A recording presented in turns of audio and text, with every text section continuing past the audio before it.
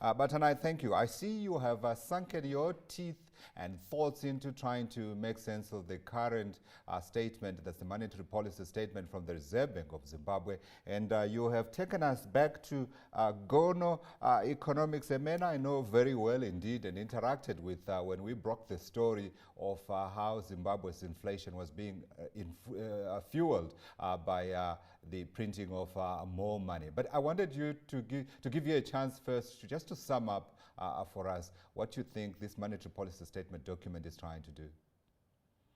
Okay, so the key highlights, if you're looking at the main theme there, you find that, the RBZ has been trying to control the exchange rate and also inflationary pressures through what they are calling monetary targeting, which is just a way of limiting money supply. So one of the key highlights is that, they would also try and inject liquidity in the form of new notes and coins. The Zim dollar, of course, it has been introduced. So really, they note that there are some cash shortages, so there's a need to inject some money. They also highlight a need to increase the accommodation rates from 50% to 70%, showing, of course, the hyperinflationary environment, and also a need to control speculative activity in the forex. But overall, what we pick up, and also from developments on the ground, we think that monetary targeting will be quite a challenge, given some of the realities that we're seeing, such as forex really that continues to be in shortage. So really, we find that there's a lot of demand for forex, especially from the government side. The need to import critical raw materials, the need for grain purchases, and also energy as well. Right. And also the private sector as well has also been importing a lot. So really, from those realities, we find that we are going back to what we've termed Gono economics, where the RBZ might be forced to start printing money again, actually increasing money supply, simply because they have limited options as a government. There are a number of ways, of course, that a country can generate forex, and one of them, of course, is through exports. But if you look at the numbers, things such as gold deliveries that actually come down. We talk of things such as FDI and credit lines. Political risk environment continues to be on the high side, and we're not seeing that come. So but given those dynamics around forex, I wanted your thoughts actually very quickly, if you can. Time is not on our side. I wanted your thoughts just in terms of assessing that document and its ability to tame the inflation dragon that we see has risen up again, and the slow and sluggish economic growth that you're talking about. Okay, so overall, we think that some of these policies are not earmarked at dealing with the critical problem, which is the forex shortage. Because what you need by the end of the day is to boost productivity, because currently capacity utilization levels, we estimate at 28%.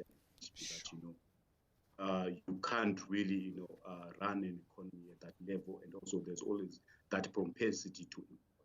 So really, it doesn't address that. It doesn't stimulate production, especially from a interest rate environment perspective. Because what you want to do is to also support companies. So once you then increase those interest rates to as high as 70%, it's actually counterproductive in terms of boosting productivity on the ground. You also speak about the establishment of a new monetary policy committee after the term of the other one expired. Just your thoughts in terms of, one, the composition of that monetary policy committee, and perhaps its effectiveness in this environment where you have a macroeconomic problem that really requires political will to get the economy going again.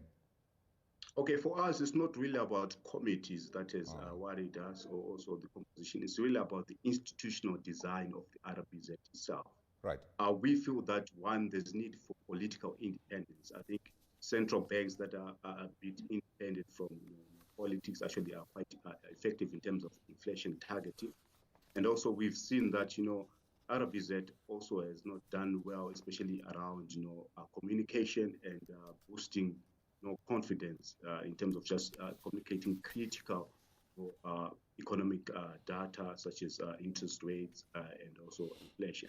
So really, it's more about the institutional design, and also there should also be bad consequences, for unmet outcomes. For example, if Right. monetary authorities actually fail to reach targets, there should be responsibility as to why did they not meet some of the targets as well. So it's really about the institutional design that we're worried about. Yeah, I also see, Batanai, that you are recommending the full float of the Zimbabwe dollar. Some would argue in this environment, honestly, that's inviting trouble. Yes, it would appear that you are inviting trouble, but what we've seen is that there are a lot of arbitrage opportunities that come with trying to control an exchange rate. And as a result, we've got a large parallel market where most of the activities happen on the parallel market. What you want is financial intermediation, where money in the informal systems comes to the formal economy and that can actually benefit the economy. So you can only do that through a completely, free floated exchange. Indeed. Tough times. And then I'm wondering, in that kind of an environment, Batanai, where do you hide from an equity perspective? Okay, so we've seen a risk of value destruction, right? Given inflationary pressures that continue to loom. So really, with RTGS or with Zim dollar balances, you actually have limited options in terms of preserving value. So one of the viable options will be the stock market. We've seen that prices have actually come down, given, of course, some of the liquidity pressures. So in USD terms, you find that the market capitalization on the ZSE was roughly around 2 billion, which is an all-time low.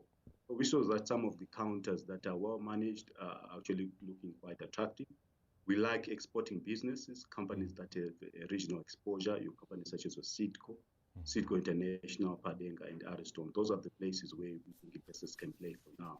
Other areas will be your financial services as well as in property stock. Yeah, but I imagine even for those kind of stocks, you have to be a very patient investor, isn't it? I mean, this thing is not going to be turned around tomorrow. Yes, we've seen that, some investors that cannot actually stomach the Zim risks have actually been moved out to the board. But really, you should have a long-term perspective when you want to play Zim. I think there are opportunities, but some of these things will really play out in the. Well, what's your thoughts in terms of the finance minister's ability to turn this around? I remember having a conversation with a friend of mine, and you were saying to me, you are talking about a professor of economics here who's trying to turn around really a basket case and also just a case study in terms of how not to manage an economy. And yet, at the same time, his hands are tied behind his back by the politics of a country where the ruling party has not reformed it at all. Yes, I mean, you just mentioned an interesting point that, sometimes your hands are tied. Because if you then look at some of the policies that is tried to push through, the others are actually quite positive, given that it's managed to at least improve government revenues in certain areas, introducing new forms of tax. But by the end of the day, it's really the politics of the day that really determines things here. A lot of risk that still exists, especially on the political side, things such as economic sanctions. You can't really unlock FDI, with such a background. But by the end of the day, yeah, he's trying what he can. Absolutely, he's trying what he can, and he needs to get the political buy-in of his bosses. And they're seeing some of the decisions that continue to be taken. They are baffling, and you see it's very difficult for a leopard to change its spots. Thank you.